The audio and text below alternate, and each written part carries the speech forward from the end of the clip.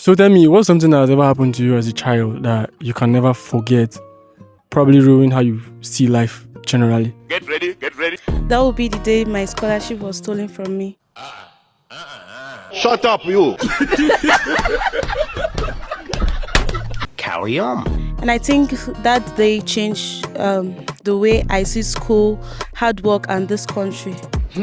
Because before that day, I used to believe if you work hard enough, life will eventually reward you. And I was a child when I learned that sometimes people can take what belongs to you and sleep peacefully at night. Yes, that's correct. And you see, I grew up in a poor home in Plateau State, that is the north side. Not poor like we can't afford luxury. I mean poor like every school fees payment in our home was a battle. And my parents had 4 of us and they were trying so hard not to allow poverty to embarrass us publicly. My dad did small jobs, like anything he sees he does. And my mom too, same thing. Most time my parents would pretend everything was fine. But as I could see them trying to hide struggles. I noticed when my parents would sit at night calculating money with worries on their faces. And I also noticed the way they smile too much so that me and my siblings would not ask them questions too much. And because of that, I took school very seriously. Not because anyone forced me, but because I was scared of letting my parents down. And I kept thinking, what if one day my parents will not be able to pay my school fees again? So I told myself, even if life will stop me from going further one day, at least it will not be because I was lazy. And honestly, I was very good with books. Reading did not stress me. Like, I love reading. And I'm not saying this to brag, but I just want people to understand the story just the way it happened. Carry on. Now, my results were always outstanding back then in junior school. Some people even used to call me Oversabi in school. But funny enough, all these things normally comes naturally for me. So for the fact that I love learning, even if there is no light, I will use torchlight or candle.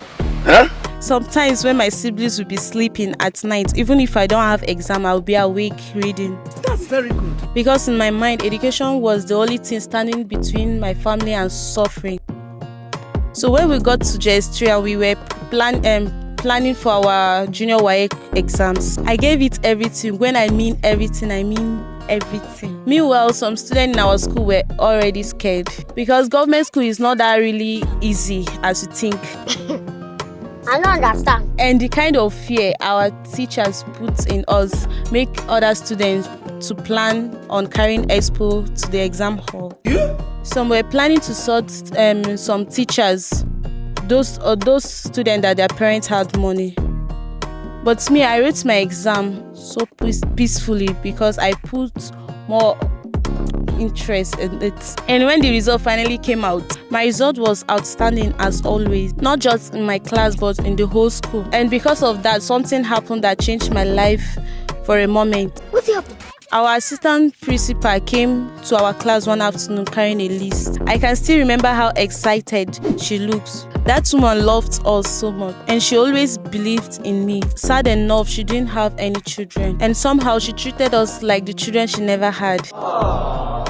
So when she entered the class that day, she was smiling so hard when she was calling names, 4 names actually. 4 students got scholarship opportunities in our class. 2 people got scholarship that was sponsored their secondary school only. And then me and 1 boy got something bigger. Scholarship from senior secondary school all the way to university. Oh my God! But my own was different because my own came with international sponsorship. How? Meaning I will study outside Nigeria. Wow! And even today, I can still remember how quiet the class became because nobody in the history of that school has ever gotten the type of scholarship that I have. Are you serious? All the previous scholarship was always within the country. And that day, after school, I ran home and I told my mom everything. My dad just sat down quietly, just smiling. Even my younger siblings were celebrating me as if I've already traveled out. That night, our small house felt rich. Not because we had money, but because hope have entered the family for the first time. And then our graduation day came. My parents tried so hard that week and bought me a beautiful dress. My dad even hired a cameraman to video everything because he said this moment must not disappear. Nice. That day we did all the presentation that we had rehearsed. Our choreography, debates, club presentation, everything, but God knows my mind was not even there. And finally, it was time for award and scholarship presentation. They started with internal award, that is subjects award. They shall give award to those people that are best in subjects from JS1 to JS3. And I actually collected 6 awards that day. I was best in 6 subjects. Yeah. Then it's time for the scholarship awards. The first name they called matched the list we were shown before. Second name too, third name same thing. And then the final name, that is the international award. I already stood up before they called the name because I already knew it was me. But suddenly I heard another person's name. No. It was a boy and not me. At first, I thought I had wrongly or they made a mistake. Then they started describing my scholarship, but they were giving it to somebody else publicly. I remember looking at the assistant principal from distance. She stood up immediately, also looking at me confused.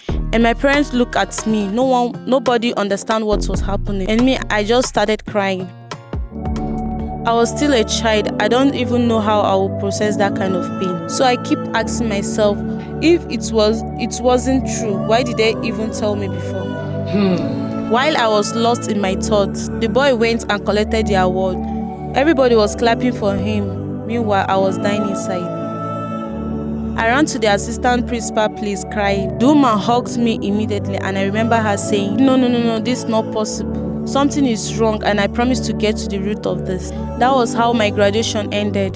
People were celebrating, taking pictures, but not me. That night I cried until my chest started paining me. My mom kept begging me to eat, but I couldn't. Because it wasn't just a scholarship that they took away from me. It felt as if they already stole the future I've started imagining. Later that same week, our assistant principal found out the truth. What's up? She said a rich family bought the scholarship slot and they replaced my name. Jesus. That's what I do for you. Hey! Till today, I still do not know where exactly it happened. Whether it happened in my school or people handling the scholarship. But all I know is my position was sold. The scholarship I worked for was bought by someone who already had money.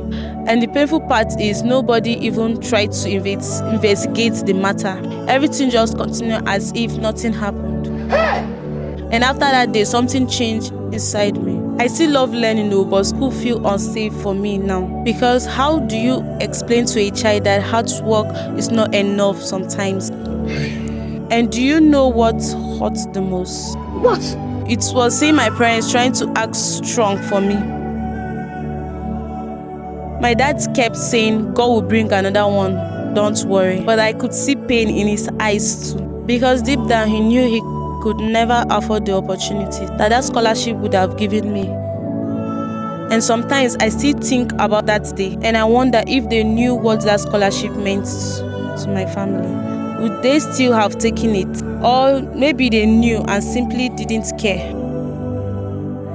That experience made me grow very fast because after that day, life becomes very different for me and my family. And I eventually finished the senior secondary school. But it wasn't easy for my family at all because every time felt like survival to me. Sometimes I would stay home because of school fees. Sometimes my parents would beg the school management for one more time. And the painful part was, every time things became hard, my mind would go back to that scholarship. Because deep down I knew if they didn't take it from me, my parents would have not suffered that much.